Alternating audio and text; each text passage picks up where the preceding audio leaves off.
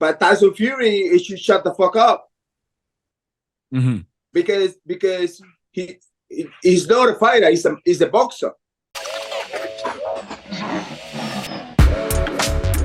What's the most efficient path to victory against this particular opponent? He's dropping off for the choke here. We could see the finish. It's looking tight. Tight at Alpra. Hey guys, welcome to the Everyday Jiu Jitsu podcast.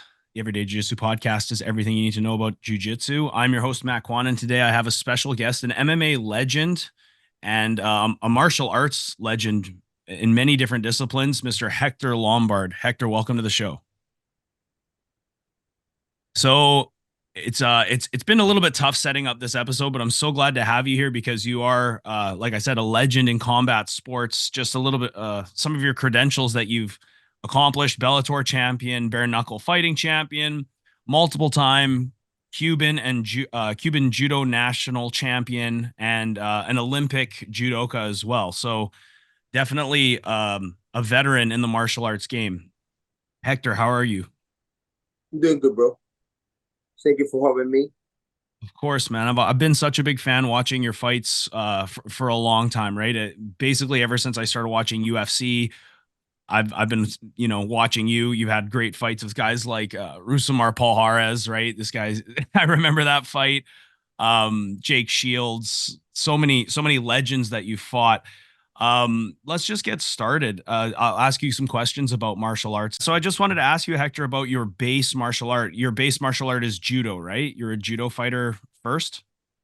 I started doing boxing, and then it wasn't like a really a good program at the time when I was a kid. So the only program that we had at that time was judo in my village. So In Cuba. I jumped into judo because I couldn't do boxing at that time. So I did judo. The only thing that I wanted to do is something, Is what? The only thing that I wanted to do, it was do something. Do some kind of fighting? At the time, yeah, when I was living in Cuba, Cuba is a very limited country, like you don't gotta get like America. They have like whatever you want to practice, you find it here. In Cuba, it's very limited sports that you can practice. And in the place that I was living at that time, they would have three sports only. It was judo, baseball, and boxing. But then boxing wasn't doing good, and they just shut it off. When you grew up in Cuba, was it communist at that time? It's always been communist. It always will be communist. And what was your experience like growing up in a communist country? Communist is stupid, bro. First of all, people think like Castro is Cuban. Castro is American. He's American. Yeah. Castro born in America. Castro is not Cuban. Castro born in America. Mm-hmm. Yeah. And so because it was such a limited program, you were basically like judo was one of the only things available to you. It was only judo, baseball, and obviously I was doing boxing, and then they shut off the boxing because they didn't have they couldn't afford the equipment, they couldn't afford the ring, they couldn't afford anything. So judo, we were doing judo in the grass. Mm-hmm. And you don't actually need like gloves, headgear, none of that, So I said, fuck it, I'm just gonna start doing judo. What made you transition to MMA? And like, at what point in your career did you know that like being a pro fighter was a good choice for you? I was living in Australia, and I was in the fights all the time. And I was beating everybody, like Tongans, Somalians, fucking huge guys. I would fuck them up. so I had a great skills. And these are just street fights, or what kind of fights are these? These are MMA fights? Street fights. Street fights. So a friend of mine was there at the time. He's like, bro, you good at this shit, man. Why you not do a professional? And I started doing a professional from there. When you were getting into these street fights, what did they look like? Were you using a lot of your judo? Were you knocking people out? Were you choking people out? What was how did they go usually? To be honest with you, honestly, most of the fights, you know, and obviously I appreciate you know about it, because you know, I'm sure like you being in a bunch of fights. We would start punching and then we grapple. You know, and I don't know if you know, but even in boxing matches, that is the reason why they only have referees to separate the fighters. You know, because the referee is gonna be more busy separating the fighters than actually doing anything else. And I don't know if you noticed when you watch boxing, that's basically, you know, what the referee is there for. Yeah. You know, but this is something that people don't know. But the referee is actually there to make the fight or the boxing fight or the boxing match, because I don't call it a fight, it's a match. Right. They will be there just to, you know, keep the fight entertained. So that kind of brings me to an interesting topic. There's this, you know, a lot of jiu-jitsu guys get all upset when you call or MMA guys get upset when jiu-jitsu guys call their matches fights, right? And you don't believe boxing matches are fights? It's not a fight. Anything is MMA a fight? MMA is a fight, right? Well, the closest to a fight is MMA. And that's why you call it a fight, because it's the closest to fight. You can do basically almost everything in the fight. Not everything, because you know you cannot buy, you cannot headbutt, you cannot hit on the ground. But other than that, is a fight. So by like, do you define fight with like no rules or no holds barred? That's a fight to you? Anything else is like a match? They have to be a match, because you know, once the referee starts stopping and say like, no, stop doing this, stop doing that, it's not a fight. It's a limited. That's why and obviously, you know, he got humble, but Tyson Fury, he should shut the fuck up. Because he's not a fighter, he's a boxer. Right. And if you I don't know if you saw the videos, but I saw Nick rolling with him, and he owned his ass. Yeah. You know what I mean? Do you have any more fights planned right now, or even like as a jiu-jitsu guy, I'd love to see you do grappling matches. I know you've competed at ADCC before. I've seen footage of you breaking a guy's leg at a tournament before. Like, do you have anything planned upcoming for competition, or are you kind of what is your goal? I was a little bit pissed off with we competing, but I'm going back to it. But I got a call to compete in ADCC. I was in training, and you know, because like me and other fighters from the UFC, you already kind of like get qualified. So I remember that in that ADCC, me and like another four other fighters from the UFC, 40 and the one in Brazil. And in the quarterfinals, I started rolling with Sandy Rivero. I was scoring, scoring points. They never count the points, and then they gave the fight to him. You know, obviously, I'm in Brazil, right? So they're biased with that. But it was bullshit, you know. And then from there, I was like a little bit disappointed. Yeah. And do you have anything planned, like for bare knuckle fighting or MMA right now? Are you planning on getting back into competition? it depends what bare knuckle though. I will fight any bare knuckle except the BKC, you know, the BKC that that I used to fight for. You know, I was the biggest star in BKFC. You know, and anybody who says otherwise is a hater, including David Furman. You know, I was creating a lot of excitement for the promotion. I was doing great things there, but he was so attached to this guy, Jagana, and they did me so many wrong things for no reason at all, only because he wanted him to be his champion. You know, they have a great relationship. For what I think, for what I heard, and that guy that I fought in the last fight, he never make weight. He was all juiced up. I don't care about being all juiced up, but it bothered me that they create a circus. You know, like the guy at the press conference went and grabbed my belt and then all grabbed me. I don't know if you saw that. That video. Are you talking about Lorenzo Hunt? Yeah. Yeah.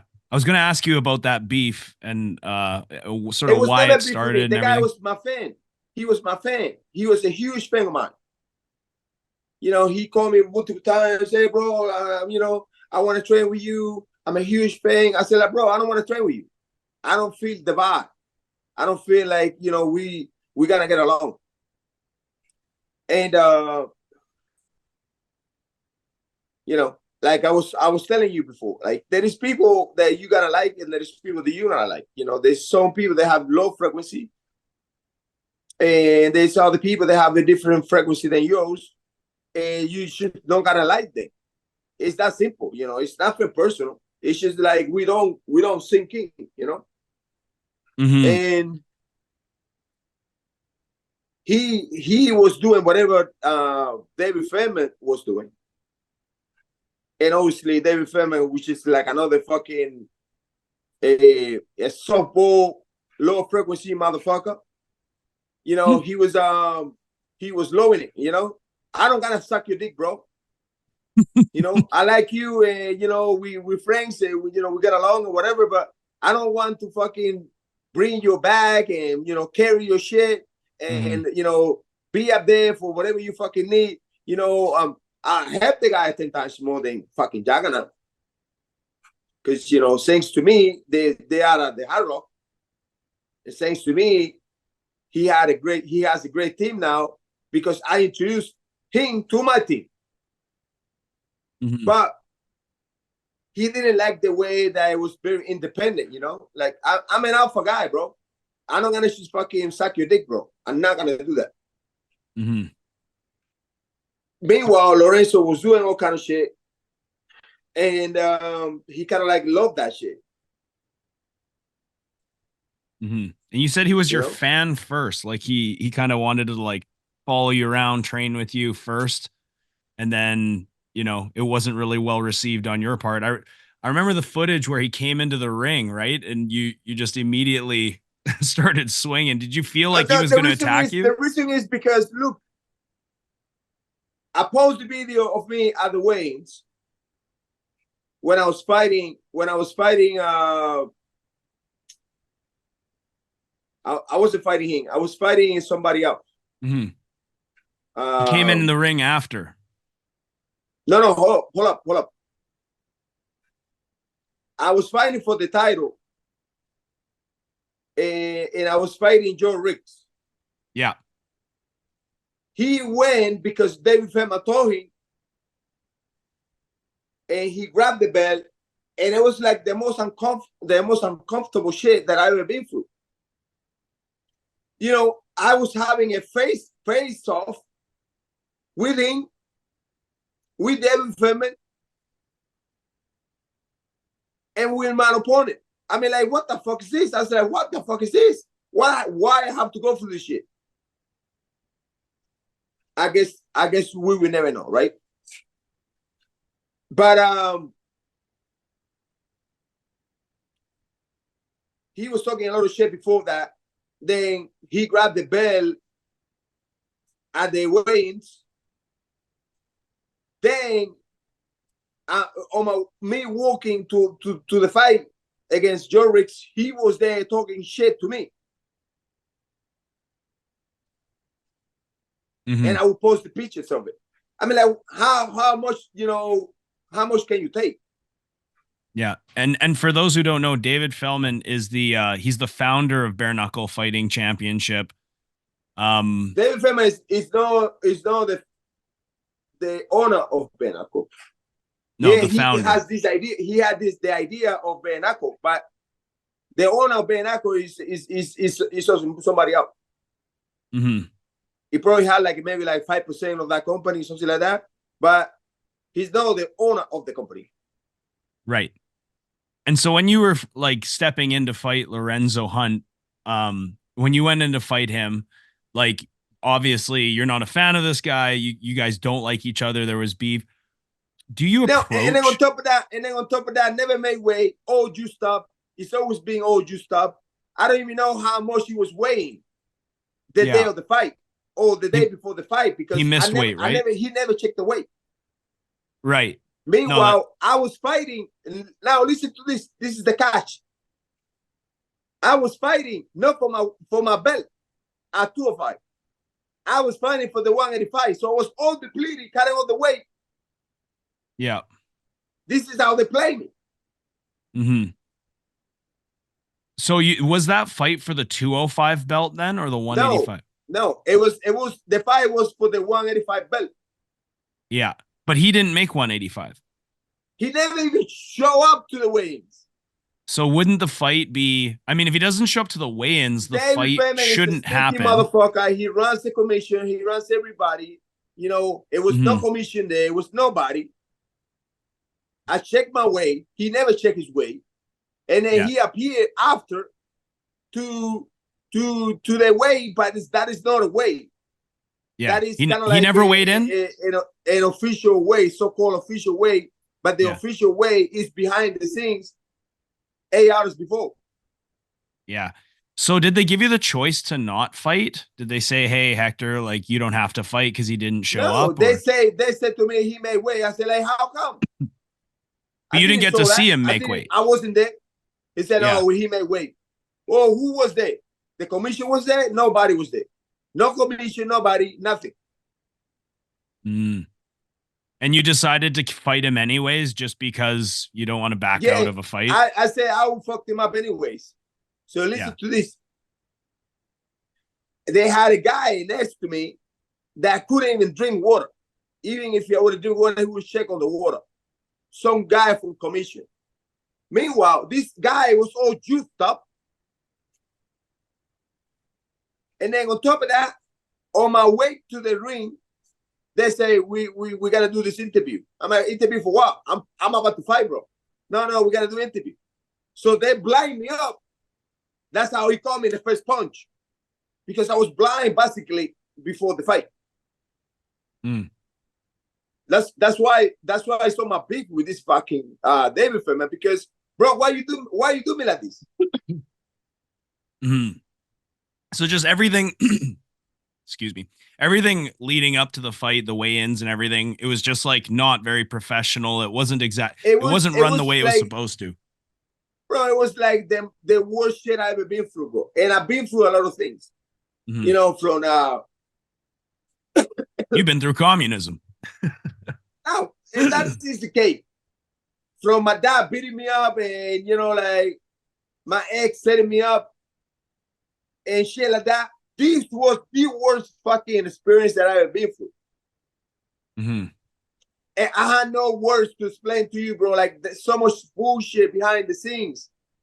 I was like, why are you doing this, bro? Nobody knows this guy. Yeah. He thanked that company for 2 years. Thanks God that, they signed my Perry. And my Perry has a background. and my Perry has a history. Otherwise, they would be fucking fucked up. Yeah. Would you want to fight Mike Perry? Of course. How do you think that fight would go? I would be my Perry easy. Yeah. But you know, where I gotta fight it, you know. Obviously David Furman, all he wanted was to have his guy to be the champion. He never thought about, you know, so many potential big fights that he could have with me. He never thought that he lost an opportunity that I had people, more people that day that was going to invest millions and millions of dollars for that company. He lost it all. When you go, and now what he got nothing. I even had my guy that I was going to say to him, like, bro, I'll buy a house for this guy just to have it here and promote that BKC. Yeah. It's a multi-millionaire guy that, you know, he has money like, you know, is unlimited money. And he's also into the real estate. He said, like, bro, we're buying a house here, and then he can stay here and don't have to fucking go back and forward. He can have his own house. He lost all that shit. When you compete against somebody that you don't like, does that change your approach to the fight? Does it change your training? Like, what is your mindset like when you go against somebody that you don't like, as opposed to somebody that is just another opponent? There is another thing, like this fucking David Furman. He had Jagana training in Puerto Rico, and I was training here, and I remember that one day I was training, and the whole week he was here, and I remember like Joey Bertrand was kind of like my sparring partner. And I started training with Joe Bertrand. And then he flew Joe Bertrand to Puerto Rico to train with Jagana. To give you to give him tips? Yeah, to give him tips, to simulate. I mean, the whole thing is a joke. And I'm like, this guy tried the hardest to beat me. Like if he was if he was like basically my opponent. He was like my opponent. How do you feel about like competing with anger? You know, like would you ever, when you go into a fight, do you ever use anger in a fight, or do you try to keep things sort of neutral, keep your head level? That's another thing. I was angry and then frustrated, and then, you know, when you're angry, bro, you don't go for fight. You cannot go to the fight angry. You cannot go to the fight with emotions. You have to go to the fight like it's a business. And I'm always being in a fight as a business. It's a business. But in this case, bro, it was so much frustration, so much fucking bullshit around. I mean, like, the whole shit was insane. I'm telling you, bro, this moment in my life, because, you know, for me, I live life in a very different way that people live life. I come here to have an experience. And I already spoke to you about it.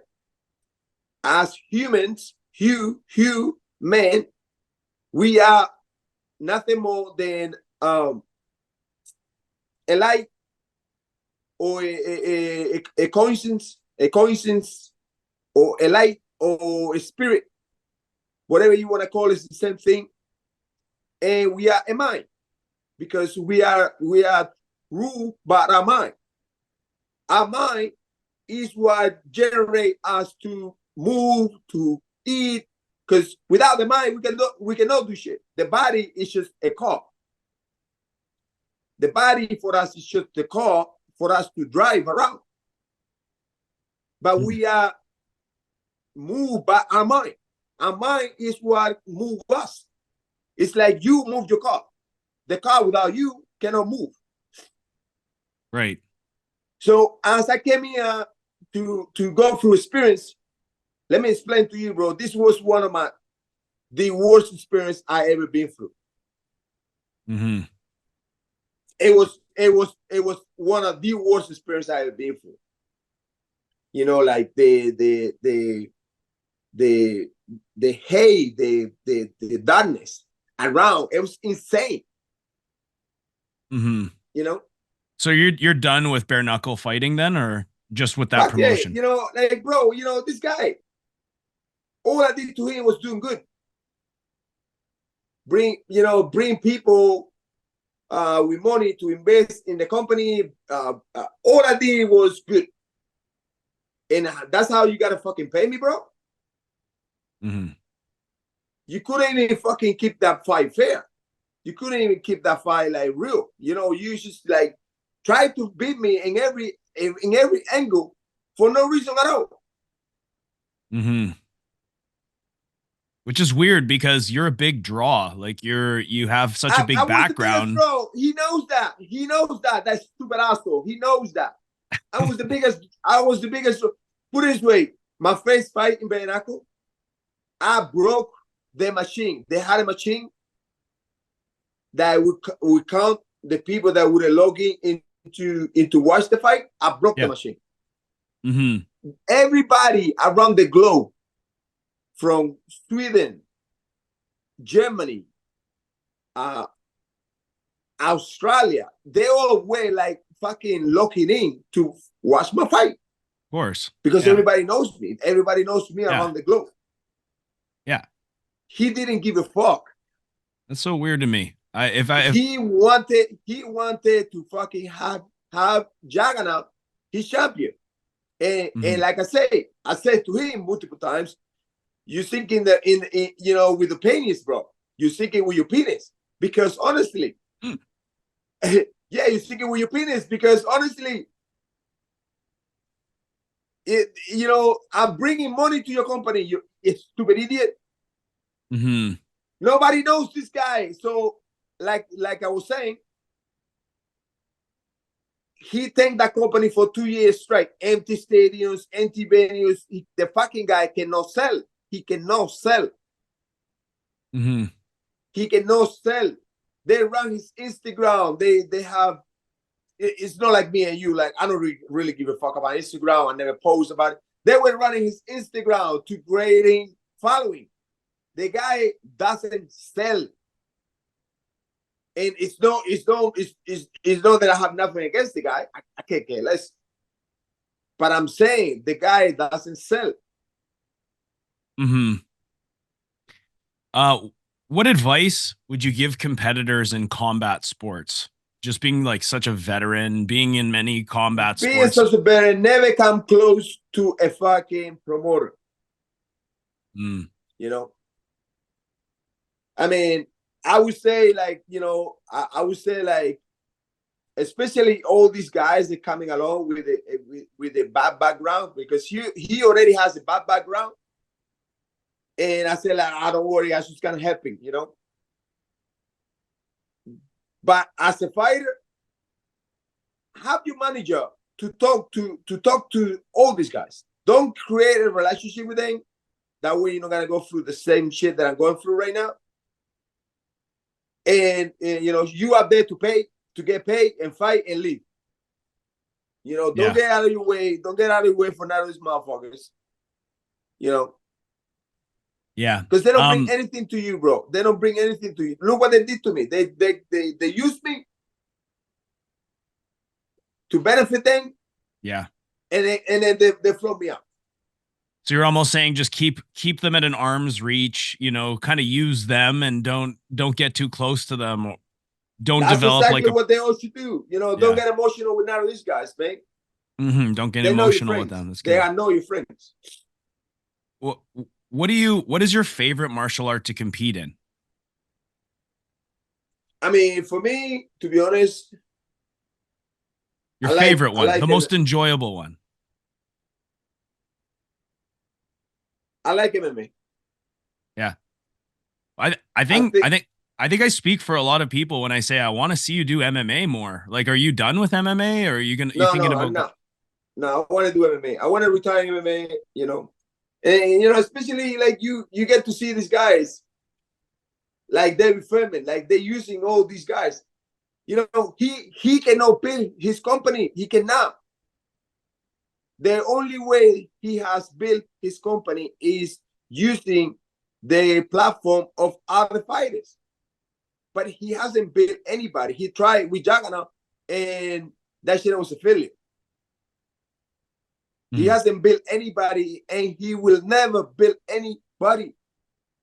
You know, my Perry was already built. I was already built. Thiago Alves was already built.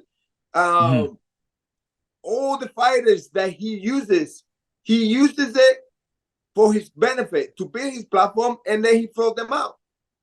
He did it with Paulie Malagagi.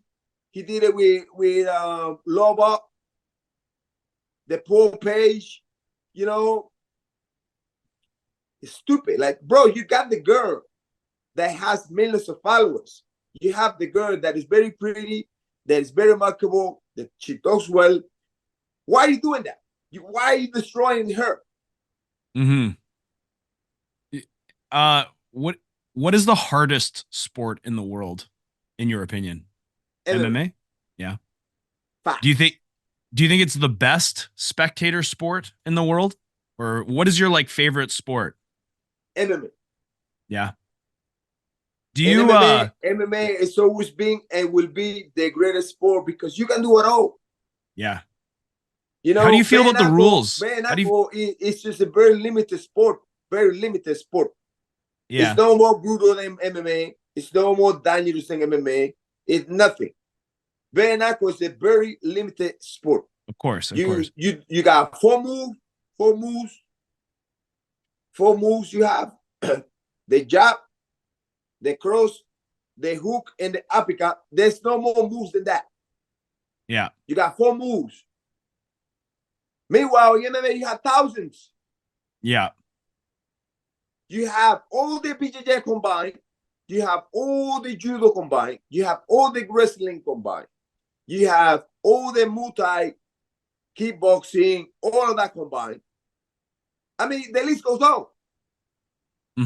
So just wondering, like, is there things about the MMA rule set that you would want to change? Because there is some restrictive rules, like 12-6 elbows, no kicks to the head on the ground. Like what is your favorite MMA rule set?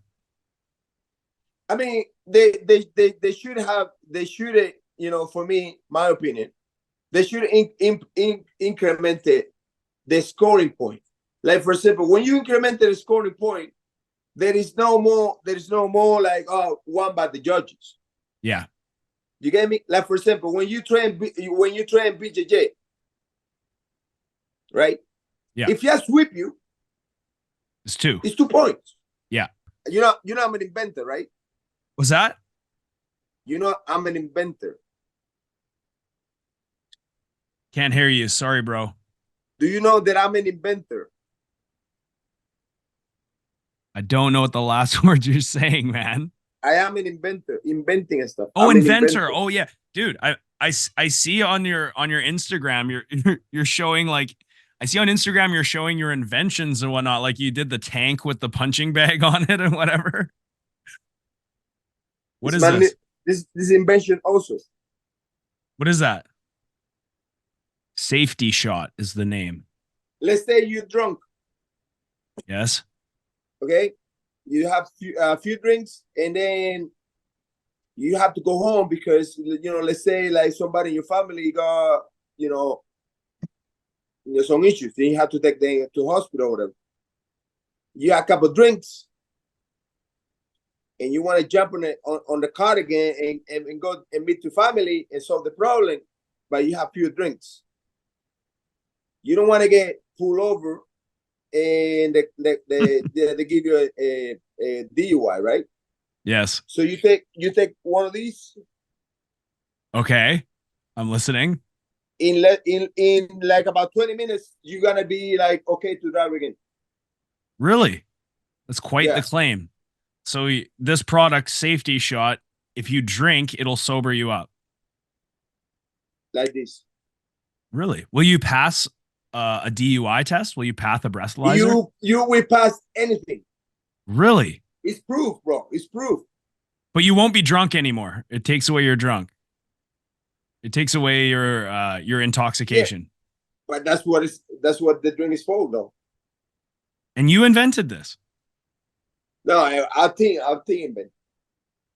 Now I have a lot of inventions in all this stuff. You know the drink that we're promoting right now, the Canadian drink. What drink? We have another drink. That's why I'm going there to promote. That's why you're coming to Vancouver next week? Yeah. So for me, it's very important. Every drink that you have, it's very important to have these ingredients here. Let me show you. This is intriguing. So this is your product. Yeah. What does it taste like? Tastes good.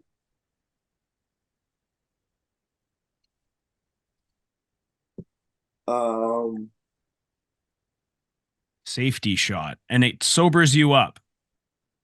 It sobers you up. I bring some with me for you. Okay. How do you feel about like the legal liabilities of being like, you can drink and drive with this? Is that gonna legally pan out? This is the most for every product that I promote. For those of you listening, Hector's showing us the side of the box of this product now. And then very important, right? No sugar. Very important for every product that I have. Every product I promote, no sugar. Okay. Sugar is the most poisoning. Sugar is the cancer. Yes, sugar is very, very bad. But how do you know that this will help? You know that you cannot have cancer if you don't have sugar. I've heard this before. The sugar feeds the cancer, right? But how do you know that this will sober you up? If you have sugar, yeah, the cancer we fed from the sugar. Yes, it eats the sugar. If you don't have sugar, the cancer will die. I've heard this. So but it's very important for me to have no sugar. It have to be vegan. Mm-hmm. How many of these do you need to drink before I can get away with drinking and driving? Just one. Really? That's fucking insane. Just one. Incredible. Just one. But for me, it's the most. Number one, no sugar. Number two, vegan. Do you drink? Sometimes. I don't drink too much. Yeah, me neither. I don't like drinking. Yeah. So this is like I'm working with this product. I wanna come out with my own product with this. What is that? Looks like a glass full of milk. This is called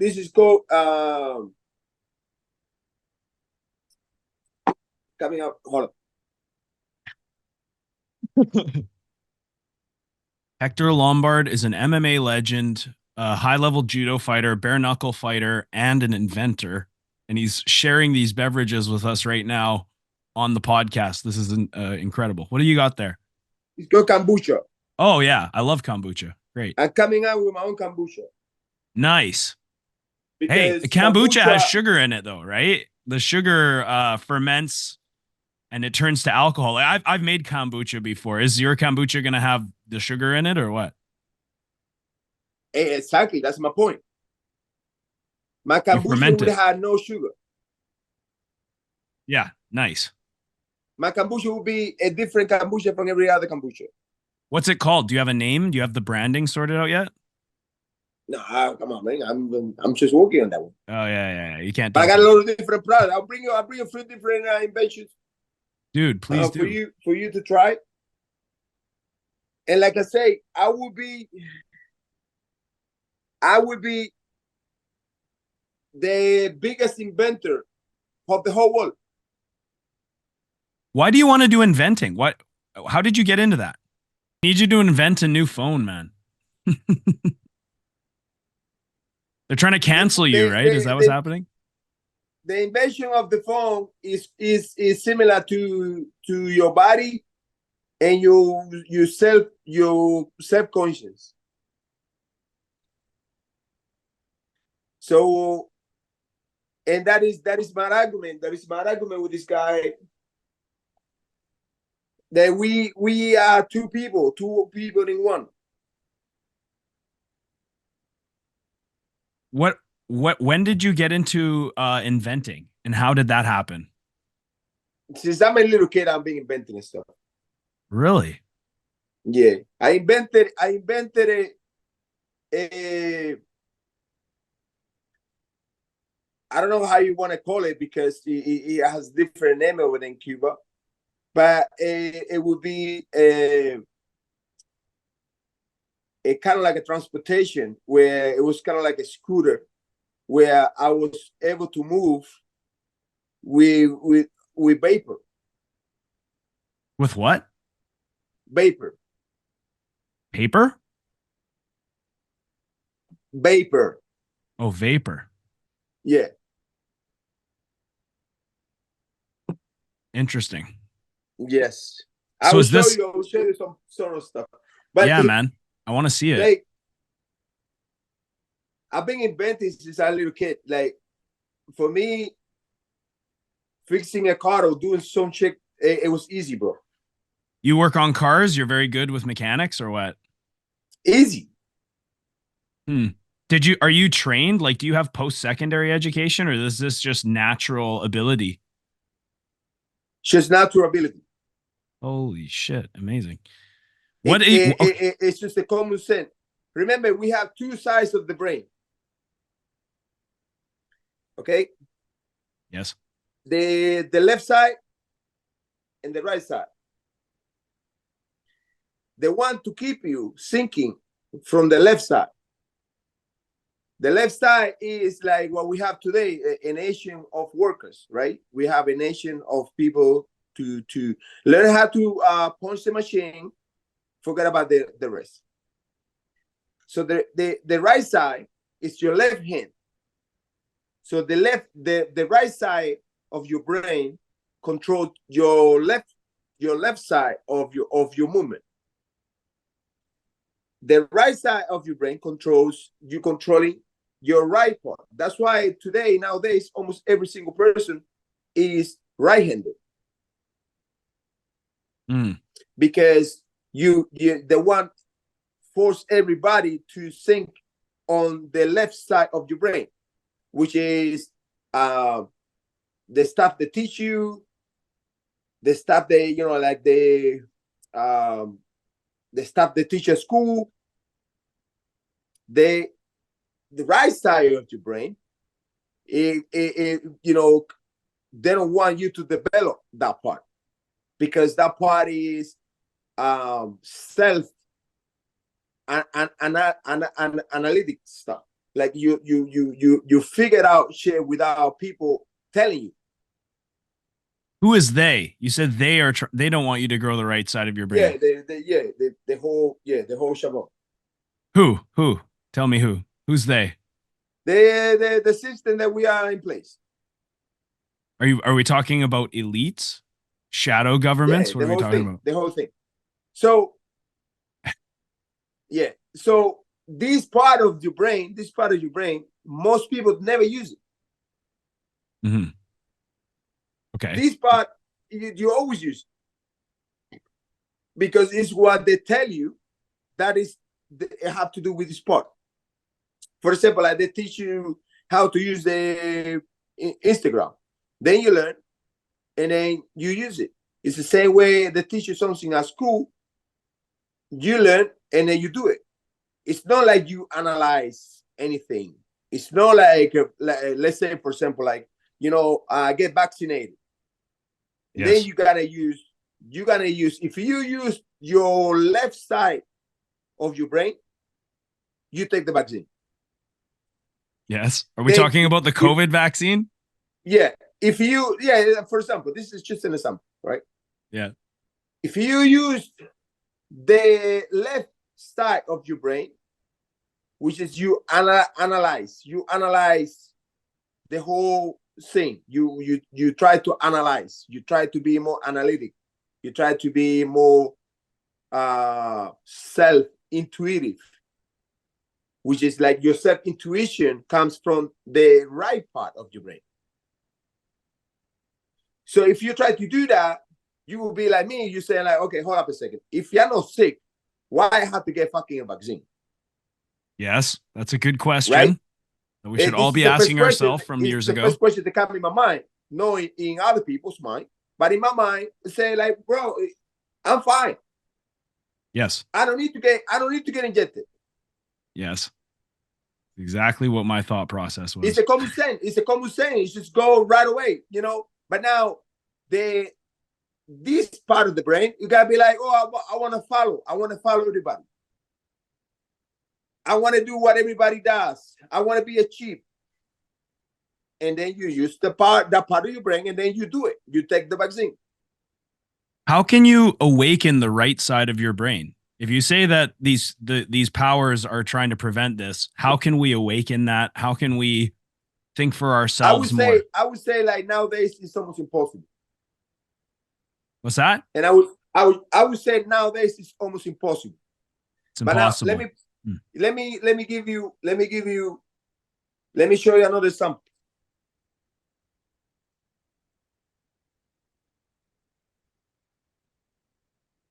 For those just listening, Hector is grabbing us something right now. So I'll give you an example really quick with this. It's something very simple. It's nothing like, you know, like. Is this an invention from you, or what is? Oh, these are products. No, this is not an invention. This is nothing about conspiracy. This is nothing about nothing.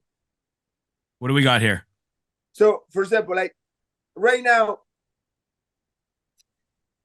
the analytic part of your brain, is connected with your pineal gland, right? So, which is your pineal gland is being under attack because, you know, it's an invisible gland inside of both sides of your brain, which is called the pineal gland. Yes. Which is like that one is being called the third eye, right? The third eye. The third eye, yes. That third eye, we all have that third eye. They say it's calcified through the use of fluoride in the water, drugs, alcohol. So the pornography. Fluoride nowadays is being they've been adding more fluoride. Every year they adding more fluoride. Yes. So you calcify your pineal gland.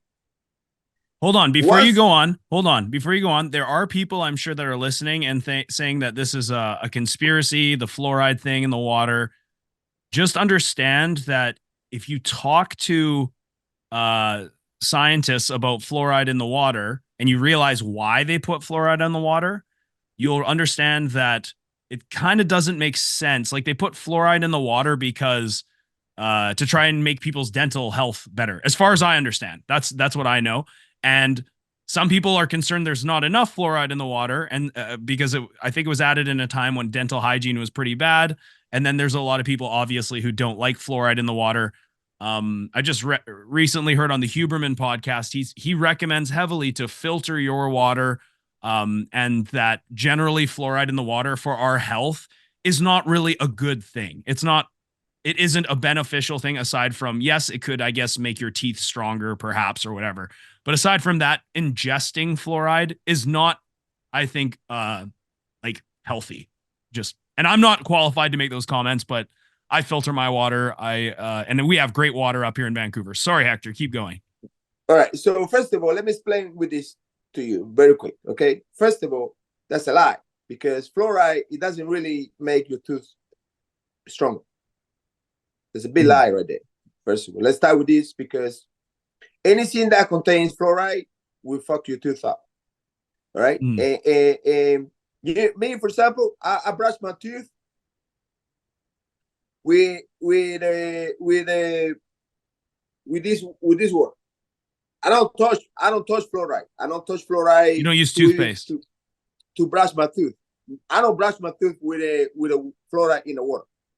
I rather open one of these and I brush my teeth, you know, rinsing with. The reason why is because your tooth, it get fucked up quick once your tooth start to getting, you in contact with the fluoride. That's why, everybody gets to go to the dentist, because once you start using fluoride, it basically kind of like it calcifies the tooth, Yes. and it makes it worse. The toothpaste that I use is this. Yeah, I've seen that brand. It's like a natural brand, right? It had no fluoride. Yes. Same as they have a deodorant. I use the same deodorant because it had no aluminum. Yes. All of these is aluminum, which is really bad for your pineal gland. They have aluminum in it. He's holding up a big box company deodorant right now, and now he's comparing with natural deodorants. This one, no aluminum. Yeah. This one, no fluoride. This company's being on the attack, though. Oh, really? That company's having issues putting their products out? Yeah. Like I had autoimmune issues, and one of the biggest things I did to defeat it was to change all the products I was using to more natural products. And that was one that was actually recommended to me. What is it called? Tom's? Is that the name of the company? Yes. Yeah. Like cut out like the Old Spice and the Colgate Total and the Head and Shoulders type brands and start moving towards natural brands. For the tooth. Because, I use for the tooth too, to clean my tooth. Let me show you. These are what's it made out of? Natural. The ones you prove it in is full of fluoride and a bunch of fucking nylon. Mm-hmm. So yeah, you start use this company, and you're not gonna regret it. Hey, Hector, can we talk conspiracies? Because I've seen you post some things about conspiracies. I love conspiracies, and a lot of people listening might be tuning out right now because they don't like to hear things go against mainstream narratives. Like what? I don't want to get myself in trouble, but tell me. Well, you're on my platform. If anything, I'll get in trouble. I mean, you're not going to get yourself in trouble. What about like moon landing shit, like basic conspiracy theorist stuff? You think we went to the moon? That shit was stupid, bro. Come on, man. Is that a common sense? I wouldn't even ask that to a kid. And it goes back to the game what I was saying. The common sense, the part of the brain. Take that as a no. Common sense, uncommon sense. No common sense, common sense. Mm-hmm. It's two. A common sense for me is like, how the fuck we're gonna live upside down if we am in Australia? Is that the most stupid thing I ever heard in my life? Are you suggesting flat Earth? Yes, like for example, if you live in the globe, live in the globe, there is people that have to be living under the globe, right? Yeah. It's stupid. Do you believe it's flat Earth? Brother, it's just you don't even have to believe it. You just have to use your common sense. See, for me, I don't have opinion each way. Obviously, I grew up, everyone's telling me the Earth is a spinning ball, and I was like, oh, okay, it's a spinning ball. Yeah, but then but use your common sense, and get a ball,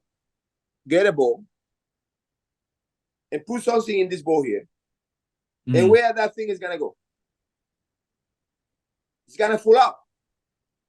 Yeah, I mean, I guess they talk about gravity sticking us to the planet or whatever. Gravity is a lie. Hey, that's another conspiracy that I've heard before, and I find them all fascinating. I don't really subscribe to anything like that. I don't believe we went to the moon. Sorry to disappoint anyone, but it's just the common sense. It's just the common sense. When it comes to flat Earth, what is your argument for flat Earth? I'm curious because I like to hear arguments on sides, whether I agree or disagree. I like conversations. So, what's your argument for flat Earth? First of all, I'm a little bit further when it comes to that, because I don't even believe that we are living in a reality. Okay, well, there's levels to this shit. This is my take, and and this is what I believe, right? But for a normal person, it would be normal to understand that everything has to be flat, right? In the Quran says he built the carpet. It's a carpet. The carpet is flat. And it's beautiful. It's a beautiful thing in the Quran that says the carpet, because the carpet cannot even be flip over. A carpet has to be flat. Carpet. Yes. And he built the 7 layers. The 7 layers are the 7 layers. In the Bible says we living under a firmament. Yes. The firmament. Yes. They're telling you in the Bible for a long time. So do you believe when NASA's sending rockets and all this stuff, it's all bullshit? What is the name of NASA? What is the translation of NASA? I don't know, but I know it was started by Nazis. Nazi scientists. It's called deceive, right? Deceive. The translation of NASA is deceiving. Deceive, yeah. Is that Hebrew? What is it? What language is that? Latin. Every single time that you want to figure out the truth about anything, do the translation to Latin. Interesting. The reason why they do that in Latin and the reason why they change everything in English is because the Latin is a deal that you cannot lie in Latin. Meanwhile, in English, you can lie because you change the language into your benefit. So everything that is being changed to English, which is like they change it to English to lie in your face. So the lie and the curses will be already upon you because you already mention it all the time. For example, let me explain. Weak.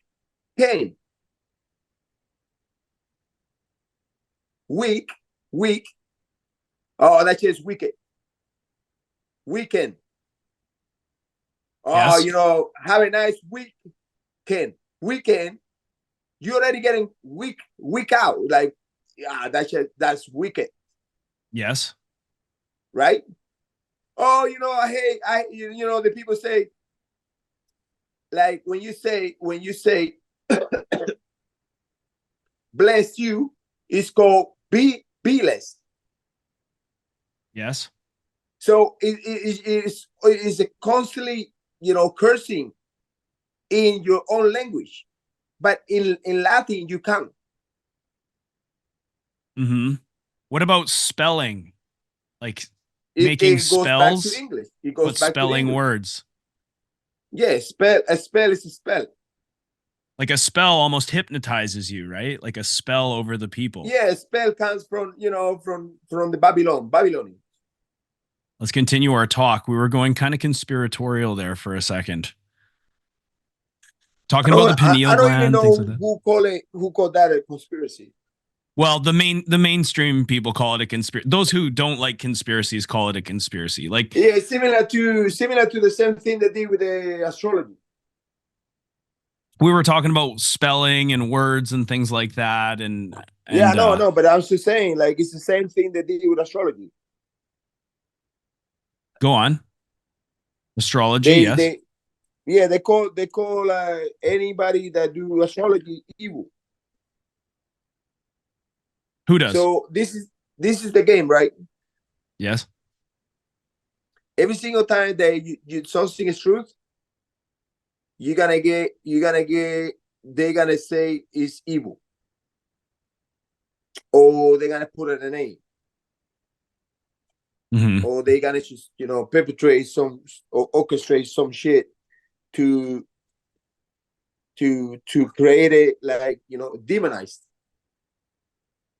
Yes.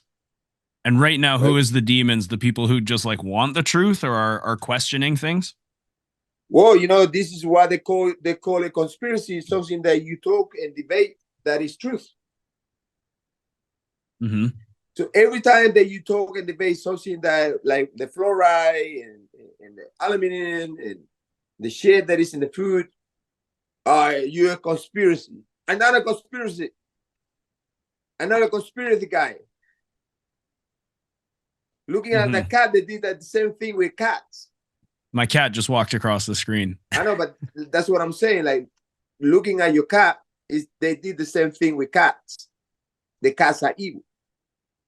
The cat is evil?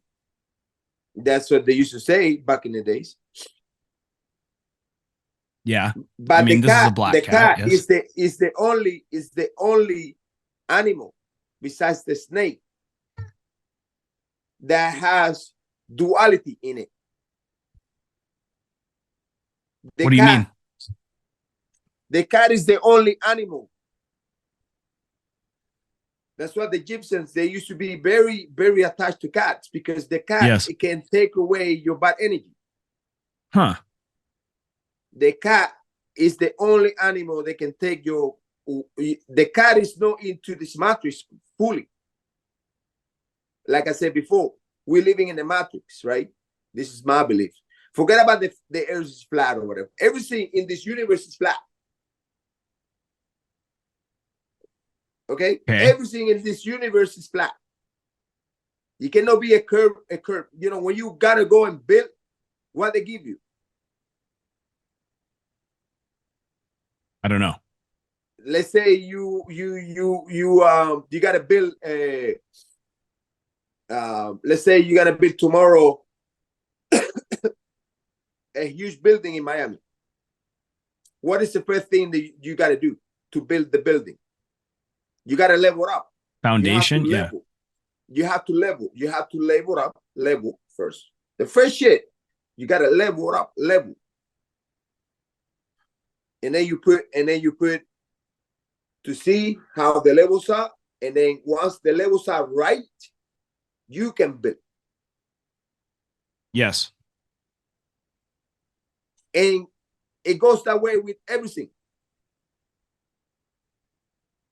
It goes back to this rum, because it's called rum, or it's called plane, Plane, plane. Yes. It's called plane. Like a level playing. It's called plane. It's called plane. This place that we live in today is called plane. How do you know the universe is flat? What tells you that? Yes. The Masons. Have you ever studied masonry? The Masons. Not closely, but I'm aware of the Masons. Yes. That's all. Another thing up there that's being evilized, right? The Masons are evil. The Masons are evil. The Masons are the only people that knows the truth. Freemasons, you're talking about. What is the meaning of Freemason? I don't even know. Free traveler. You are a free traveler because you belong with your mind. It's your mind. Your mind is circle. The realm that we live today, is a square. We live in a square realm? Yes. So that's why the Masons, when you look, the Masons, the symbol, you got the compass.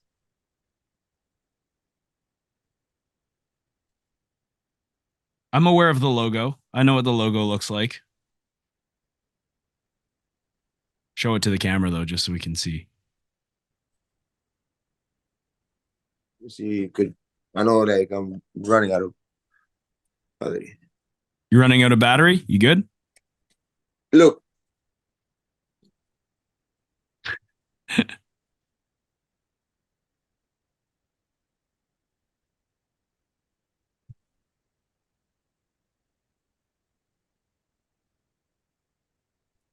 This is to get the square, right? To get things a square, right? Yes. That is the box. Okay, that is the box. If you add another layer, it's a box. Also, the Masons believe in the compass, right? The compass, right? Yes. That is their logo right there. The compass symbolizes the circle. The circle symbolizes your mind. So the mind is not flat. The compass symbolizes the circle.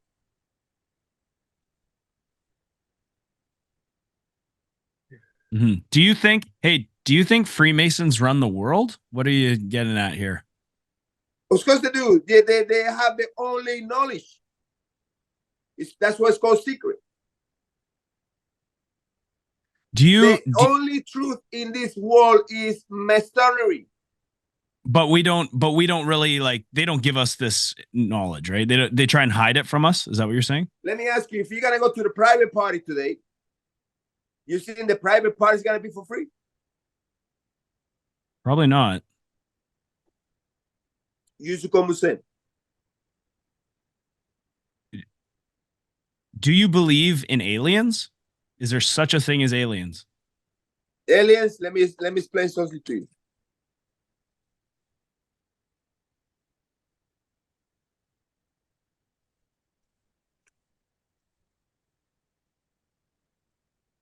Read this in.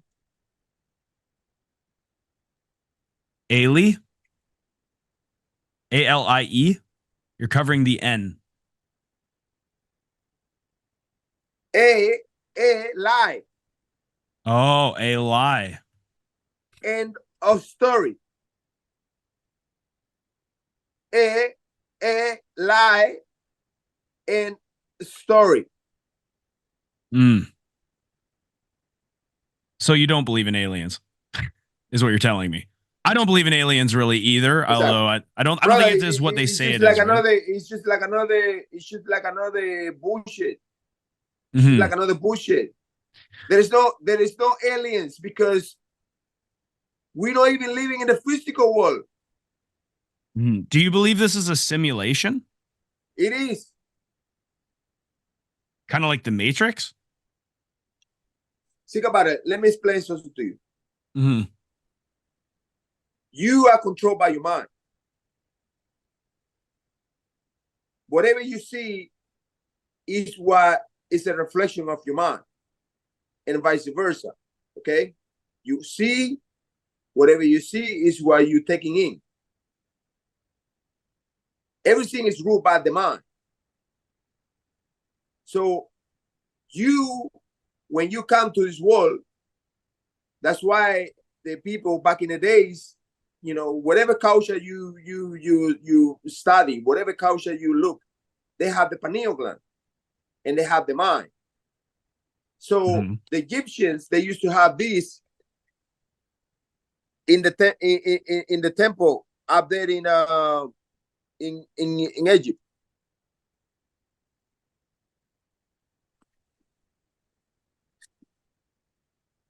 Hey, side question for you. Who do you think built the pyramids? You think we did it? Saturn. Who's that? Planet Saturn. Saturn built the pyramids. Planet Saturn. Dude, this is wild. My brain is melting right now. Planet Saturn. The god of this world. Satan. Satan is no Satan like people think is the guy with the wing and stuff like that. It's so bullshit. Saturn is the god of this world. Saturn. Planet Saturn. The god Saturn of this is world. the god of this world. Yes. That's why you see every single person up there worshiping Saturn, including the Masons, the square box. Every logo, when it become big enough, it will be controlled by Saturn. Do you think the square box, the 666, the 6? Is Saturn like the 6? You are the 6. I am the 6. You are the atom. No Adam. Adam is being a metaphor for the real thing that is here, which is the atom. As your atom gets into this round, which is the physical world, this is the round of the physical world, the one we live today, you get crystallized and you become a box. We are a box. You, me, everybody. You got 6 sizes, like the box. 6 sizes. Let me explain. This is a box. You got top, bottom, left, right, front, and back. 6 parts. Anything that moves in this wall, in this round, it's not called wall, it's called round. It's 6 parts. 6 parts that are controlled, but it's an atom that is controlled by 6. So you are the beast, and this is, use your common sense and understand when they say to you, "Oh, the mark of the beast," the mark of the beast. They're telling you that you are the beast. Do you believe in They God are telling and you Satan? right there. Use your common sense. Use your common sense right now, and think about this. Just what they should say to you. If they say to you, the mark of the beast is a chip, right? Think about this. Use your right side. If they say to you, we're gonna chip you, it's gonna be a microchip, which is called the mark of the beast. So the chip is the mark. So who is the beast? Yeah, it's you. You are the beast. We are the beast.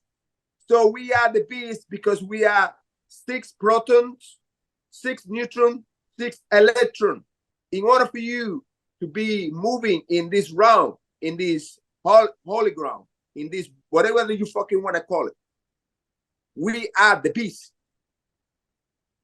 When we get crystallized, we are mind. That's why the compass with the Masons are there, because the compass, this is the compass that equals this, the circle. The circle equals your mind, which is the mind is infinite. That's why the meaning of Mason is free traveler, because you are free. You are free in the circle. In the circle, there is never ending. In the square, which is this here, this is a square. Let me show you. You add another part.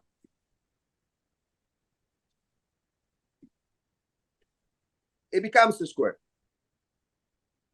Yes. So the square is where the time comes from Saturn. Time comes from Saturn. Once again, 6 time is name of Saturn.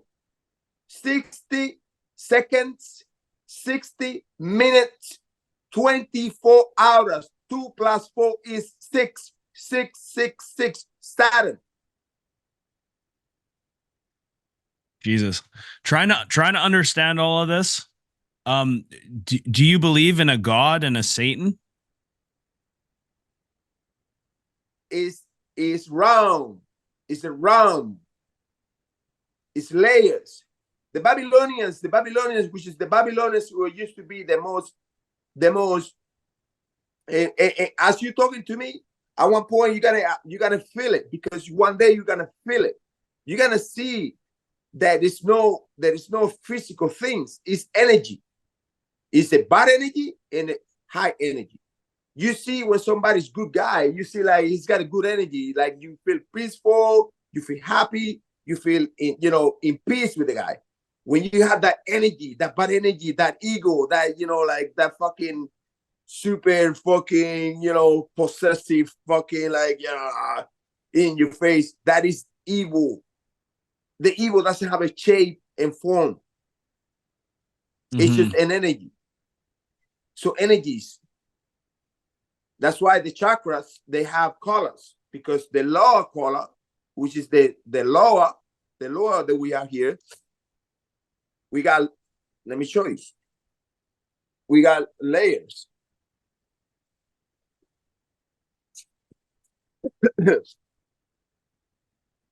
7 layers, right?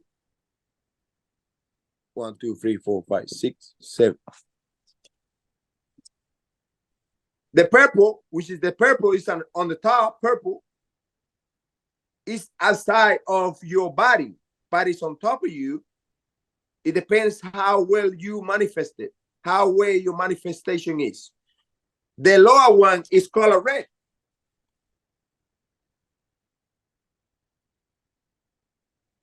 This is the lowest one. This is the one that we are today. This is where we are here. That is the chakra that we are here. This is the physical world that is based on your body, on based on physical things like cars, like a fucking material shit. Like, you know, as you ascending, you gotta leave all that shit behind. Mm-hmm. Because in another realm or in another plane, which is called another plane, you don't need physical stuff. Right. Can't take it You with only you. need stuff here. You only need a car here. If they give you a wing for you to fly, you don't need a car. Do you believe in an afterlife after this world? Is there more after we die? Of course, I believe that's what we are. And you come here to do the right. That's why in the Bible, which is the metaphor, says you will learn the serpent, which is the serpent is your DNA. The serpent is your DNA.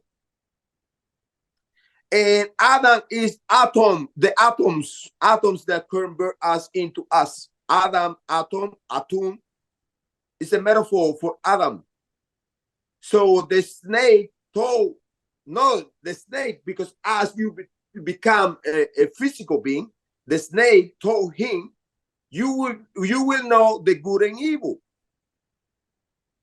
The only thing, the only place, the only where, whatever, that you can learn the good and evil is in the physical place.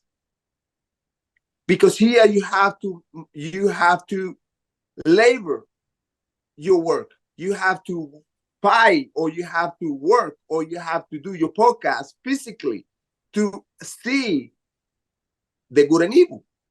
The shit good that you put it up there, and the bad shit that you put it up there, you will get to see it.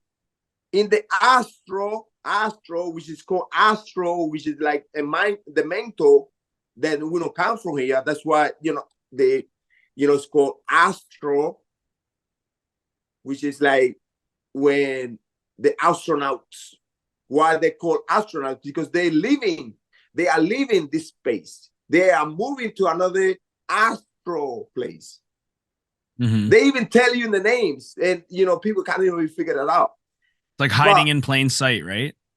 Yes. So in the mental world, in the spiritual world, you don't need anything. All you need is your ideas. All you need is your intelligence, your gift of that you have. Here, you need your material shit. Yeah.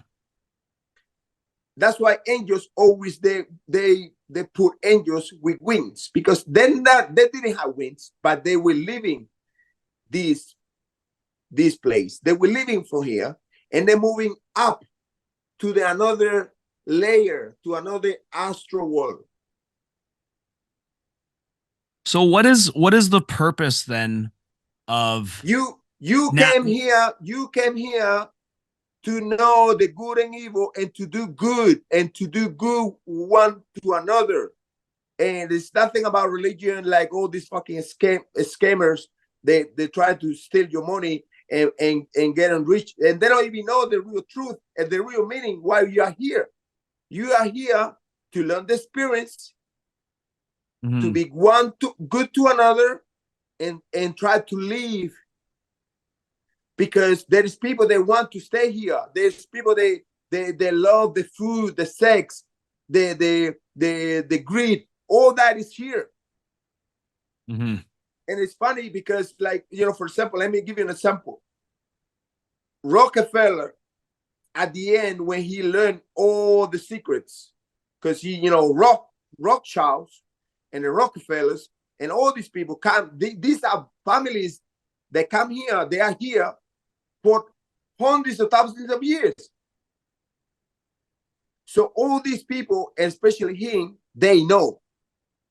So what he did at the end? He was donating all the money. He was giving the money away because he didn't want to stay here. He want to leave. He want his inner of him, which is we have the eye of us. He wanted to ascend.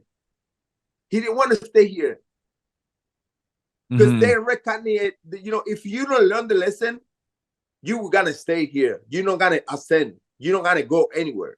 And this is a fact. Do you think that we're born good? All people are born good? Your spirit is good, but you're going to have to prove it here. That's why a lot of people go through a lot of, it's called turbulence, right? A lot of people, even the Bible says, like, you got to go, but never fear, never be afraid. Never fear, like, God is with you. Because your inner you know what is good and bad. They explain all of that in the Bible. These dumbass motherfuckers, they have no idea. They cannot even figure out the truth about the real shit. But as you come here and experience, when Jesus walking on water, for example, right? When Jesus was walking on water, he's telling you that he was leaving his body and he was moving to the astral place. It's a metaphor. It's not like a real, when the Egyptians, they painting, one lay down and another ascending. They're telling you, like, the inner of you is ascending, and the body, which is the shit that we have, is stay here. Yeah, and we move on, or our spirits move on to the next realm. Yes, like I say, we are two in one. There is our spirit, and there is the body, which is the shell, is the car that we drive every day. So what do you think is the purpose of misinformation or like the mass media? Because, over the last couple of years, we've really seen how mainstream media can become like propaganda. They will never tell you the truth. They will never tell you the truth. No, I know that. But I'm saying, like, why are they trying to, is it a distraction? Like, what would you say NASA's purpose is? Brother, once again, they will never tell you the truth. You know why they will never tell you the truth? Because if I tell you the truth, you will never appreciate it. You know how long it took me to get this experience, to figure it out myself, to do and dig in, and finally finding the truth. It took me a long time, but now I appreciate it. That's why it's called a secret. That's why the societies, the secret societies, they don't need to advertise. They know what they believe is true. They don't want to fucking give you a free fucking breakfast and fucking expecting your money. They wealthy enough. But it's called secret for a reason. And they don't gotta tell you the truth. It's like I said to you. Colgate have about, I don't know how many different colors. They have a good toothpaste without fluoride. And they have a really bad toothpaste with all kind of shit. Fluoride, chemicals, you name it. And in the bottom of the Colgate is a red. So it's got a red sticker. You have like different color stickers, the yellow sticker, till you go with the layers that I was telling you. And you have one that is super healthy, right? Which is purple. That's why I always love purple. Because the purple is you ascending to another realm. You're not here no more. You ascended, you gone, you left. That's why all kings wear purple, because it's called the ascending. Look the color this, it's purple. Because you're ascending. So everything when you see this guy color purple, it's for people they're smart enough to figure out some shit. So you're saying we don't all get to ascend to the next realm after this life? You have to be smart for you to appreciate it. It's like I'm giving you a beautiful girlfriend. If you don't appreciate her, you don't care. I know a guy that he was with a girl, like she was super rich. He was a bum. She was super rich. She was very educated, from great family. He was always abusing her, beating her up, taking her money. Okay? He never gave a fuck. Till, she said, I'm done with you. I'm finished. Move on. And then he started realizing how good she was, because all he got it was a fucking hose. So you need to appreciate, your shit. But the only way you do it is when you look for it, when you seek for it. How do you go through life and practice more gratitude and appreciation? Like, what are some things you do to dial that in and appreciate what you have? The gratitude, it must be there in order for you to, remember, like, we all are in one mind. It's all one mind. Whether, anybody believe, something else, they're stupid enough. We are just part of the universe. The universe is you, me, all together. We are all in one. We are in all of this, all in one, bro. And like, the Egyptians, they used to say, what you do to me, you do it to you. When you say fuck somebody, you're saying fuck me, because we are the same. It's the same mind. It's the same internet. When you share something on internet, it's there. Mm-hmm. That's why the Egyptians, they have this they have this famous paint. They have this famous paint where this is the mind of God, and this is everybody's sucking a little bit of thing. Similar to the internet, similar to the Wi-Fi. The Wi-Fi is up there, but we all getting a benefit from that Wi-Fi, because it's the same compound. It's the same compound. So God is you, you are God, and we are all in this. And this is what nobody ever explain this in a proper way, because they don't want you to learn that. They want you to seek it for it. Seek and you will find, says Jesus Christ. Seek and you will find. But you got to seek. You got to dig into it. He told you, seek and you will find. Do you pray? I mean, I speak with the inner of me, because the inner of me is the same inner that you have. We all have it. And all you got to do is just, like, have good things, have good mindset, have good, meaning. It's going to get back to you, though, whether you like it or not. If you're thinking bad and negative, you're going to get your fucking negativity back to you. It's a fact. So we got about 10 minutes left here. I had a quick couple of questions. These are meant to be quick questions. You cool with that? Like, quick answers. Yeah, go ahead. Okay. How do you feel about power slap? I think, brother, for me, you know me. I like anything that is challenging. I like anything that is up there. They can put your name up there. And also, I like something that, for me, is new. Because remember, it's another experience. Life is experiences. It's experience, and to be honest, I like it. You like it? Would you do it?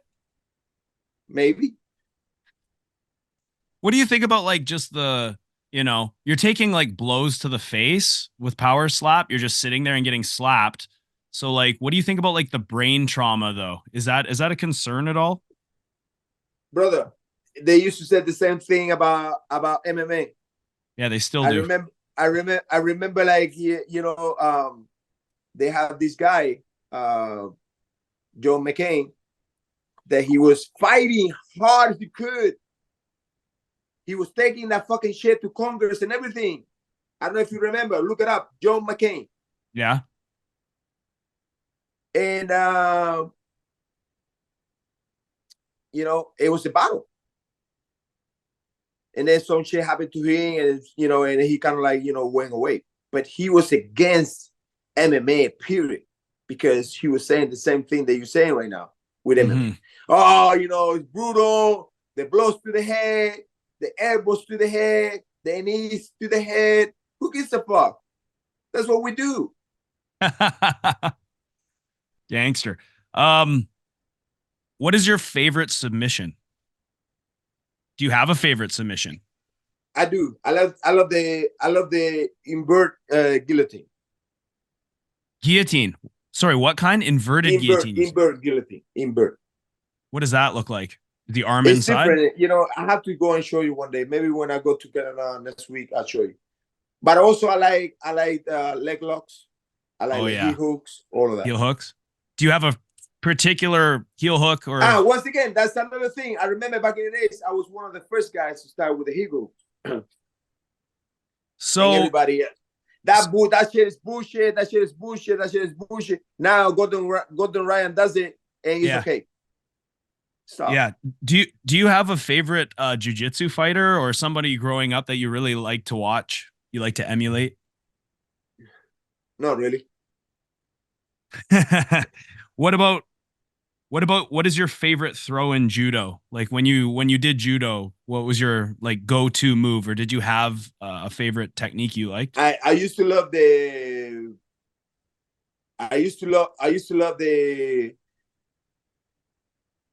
It wasn't even. It's funny enough. Like that was, you know. Besides that, I knew a lot of techniques. I used to love this Russian takedown. They, you know, it was like a grizzly move. Like, you know, it was kind of like a hand pick single leg. Back when you were allowed to grab the legs. And then they fucking suspend all that shit. Yeah. Because it's so effective, right? Like leg tackles are so effective. Exactly. So the Japanese, they couldn't fucking figure it out. Yeah, basically. Do you still practice judo? Like, do you ever put the gi on and just do judo? Yeah, or sometimes. I do it with my daughter. Oh, yeah? Does she do judo? Yeah, she's a champion. Wow, nice. But you don't go to like the dojo and do randori. Yeah. I go there. Yeah. You do. How often do you train just jujitsu? Do you ever just train just grappling, or is it always MMA sort of linked? I do a lot of things, man. Right now, I'm just so fucking busy, bro. Yeah. But I'm working on these patterns. I'm working on these products. At the moment, this is what I'm doing, you know? Like, inventing that's why sometimes I get time off, I get time out, because it's so much going on that, you know, you cannot handle it, you know? It's hard. You know, life is fucking hard. Oh, yeah. Who is your hardest fight? I would say my hardest fight was Shlemenko, because besides that, I was sick in that fight. I was very trained, because, you know, believe it or not, once I step into the UFC, I barely trained. I would never even train. I had so much drama in my life. They was like, but that's for another episode. Yeah. Describe Justin Trudeau in one word. He's Castro's son. Yeah, I love that. He does look like him too. How do you feel about current? Well, no, I'll narrow this question down. Trump or Biden? Who's going to win? It depends who they want to win. Right. So you think elections are rigged or controlled? Always been. I think a lot of people think that way too. Who do you think will win? Like I say, I always believe there's always being a balance, right? That's why I have this in my house. Let me show you.